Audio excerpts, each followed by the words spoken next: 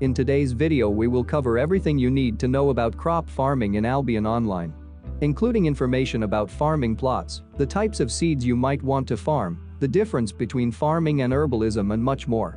Stay tuned.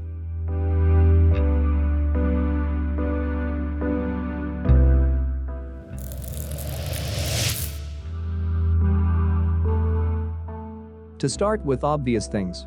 To be able to farm anything, you will need a personal island. Without it, you won't be able to do this since guild islands are not eligible because they don't have sandy ground on which farming plots and herb gardens can be built. This brings us to the second necessity: building farms and herb gardens. On your personal island, you will have slots of sandy ground on which you can construct either herb gardens or farming plots. The number of sandy ground slots will depend on the level of your personal island. You will get one slot of the sandy ground when you upgrade to a level 2 island. And after that, you will get +1 sandy ground slot with each additional upgrade. That means with a maxed out level 6 island, you will have a total of 5 sandy ground plots. If you want to have more farming real estate, you will need to get alt characters and buy alt islands with them. So you have your island, and you have your sandy ground patches. Next step is to decide which type of farming you want to do. If you choose cooking, then you most likely go with crop farming because the harvested plants can be easily made into delicious meals.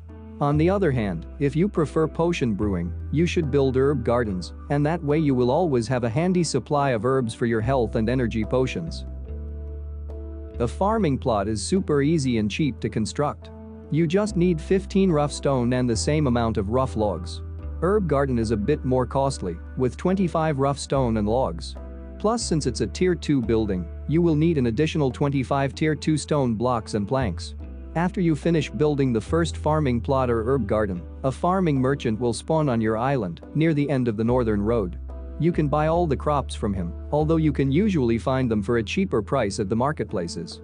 But in case they aren't selling the crop type you want, you can always get it here for a set amount of price.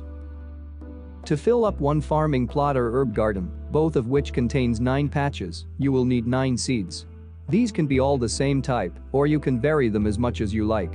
Remember, farming seeds can only be planted on the farming plots, and herb seeds can only be placed at herb gardens. You can find 8 tiers of seeds, like everything else in this game. But despite everything else in the game, higher tier harvested plants aren't that much more expensive than lower tier ones. And in addition to that, they provide the same pickup fame and nutrition values. But the seeds themselves will cost more the higher tier they are. So you might want to ask, then what's the point of getting higher tier seeds? The answer is simple: focus points. Although different tiers of seeds share a lot in common, there are 2 variables which are different: the seed base chance and watered seed chance. Let's say you planted carrots which have a 0% base seed chance. This means if you don't water them you won't get any seeds back, just the grown plants themselves. Carrots also have 200% watered seed chance, which means if you water them by using focus points, you will get 2 seeds back. Let's look at some tier 8 seeds now. Pumpkins have 93% base and 107% watered seed chance. As you can see, pumpkins will almost certainly return 1 seed at least, even if you didn't use focus points to water them. This way providing you with the possibility of sustaining the whole farming procedure without investing your precious focus points. So the formula goes like this. Lower tier plants require you to use focus, but they will return more seeds. Higher tier plants don't require you to use focus points that much, but will give fewer seeds back after harvesting.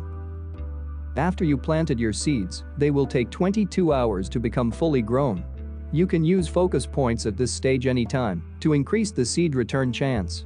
After the 22 hours elapsed, the plants become harvestable, and you won't be able to use focus points on them. When you start harvesting, having premium does matter. If you don't have premium, you will harvest a random amount between 3 and 7.